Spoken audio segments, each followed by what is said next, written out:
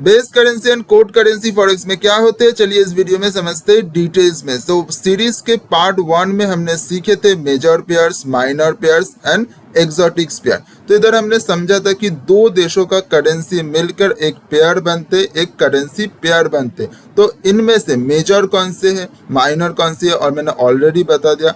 अब टॉपिक है कि बेस करेंसी कौन से, कोड करेंसी कौन से, इनका इंपॉर्टेंस क्या है।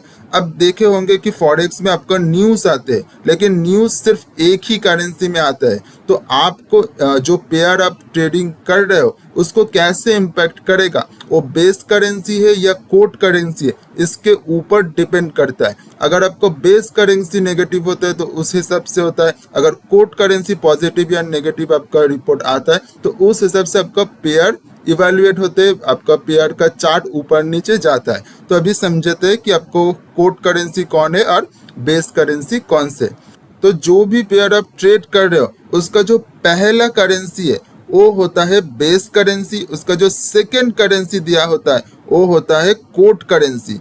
अगर यूरो यूएसडी एक करेंसी पेयर है तो इसका बेस करेंसी है यूरो एंड कोड करेंसी है यूएसडी। उसी तरह इधर देखो यूएसडी जेपीवाई का कोड करेंसी होगा जेपीवाई, बेस करेंसी होगा यूएसडी। ठीक है, इसी तरह देखो यूएसडी सीएडी का बेस करेंसी होगा यूएसडी एंड कैट होगा कोड करेंसी। ठीक है, अब इसको न्यूज़ पर कैसे इम्पैक्ट करते हैं। अब देखो, अगर आप मान लो कि यूरो यूएसडी का आपका मान लो कि 1.114 आपका दिखा रहा है, चार्ट में शो कर रहा है यूरो यूएसडी का वैल्यू ये है। इसका मतलब क्या है, इसका मतलब ये है कि एक यूनिट यूरो खरीदने के लिए आपको 1.114 यूएसडी खर्च करना पड़ेगा, आपको स्पेंड करना पड़ेगा। ठीक उसी तरह अगर आपको यूएसडी जेपीआई में आपको कुछ भी दिखा, मान लो एक एग्जाम्पल की तरह मान लो कि 3.22 अगर दिखाई दे रहा है तो इसका मतलब ये है कि एक यूनिट यूएसडी आपको खरीदने के लिए 3.33 जेपीवाई आपको देना पड़ेगा। तो इसी तरह अगर आप पता है कि यूएसडी आईएनआर का आपका 85 रुपीज़ आपका करंट वैल्यू चल रहा है, इसका मतलब क्या है, 1 यूनिट आपको यूएसडी खरीदने के लिए आपको आईएनआर में 85 रुपीज़ देना पड़ेगा।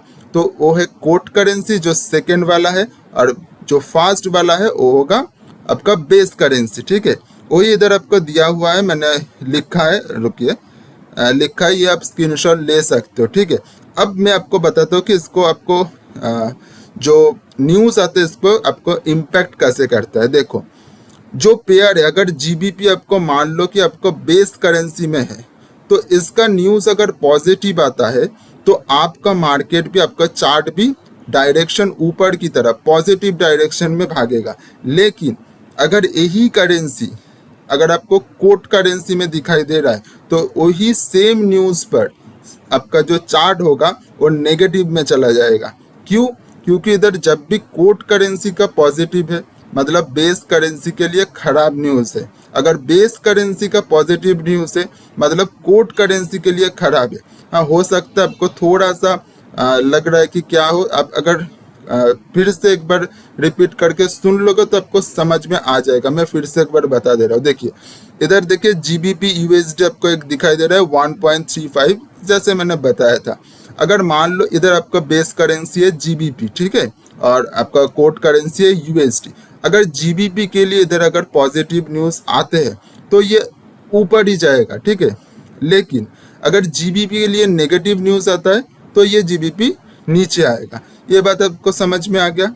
लेकिन यूएसडी अब देखो, यूएसडी कोड करेंसी है, इधर अब देखिए ये जो यूएसडी का न्यूज़ है, हालांकि ये आपको इम्पैक्ट नहीं करेगा। मान लो ये रेड फोल्डर वाला आपका न्यूज़ है, ठीक है, अगर यूएसडी के लिए इधर पॉजिटिव न्यूज़ आ जाता है तो ये क्या है, कोड करेंसी है, तो अब पॉजिटिव में नहीं भागेगा ये, क्योंकि ये कोड करेंसी का पॉजिटिव न्यूज़ है तो आपका जीबीपी यूएसडी पेयर नेगेटिव में आ जाएगा।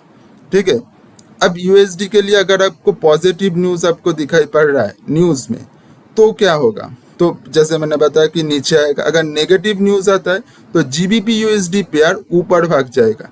लेकिन उसी सेम न्यूज़ पर यूएसडी जेपीवाई उल्टा भागेगा। कैसे, देखो यूएसडी जेपीवाई इस पेयर में कोड करेंसी है लेकिन यूएसडी जेपीवाई में बेस करेंसी है, तो अगर यूएसडी जेपीवाई अगर पॉजिटिव न्यूज़ आते हैं तो इधर कोट करेंसी के वजह से नीचे आ जाएगा, लेकिन इधर बेस करेंसी के वजह से यूएसडी जेपीवाई ऊपर भागेगा।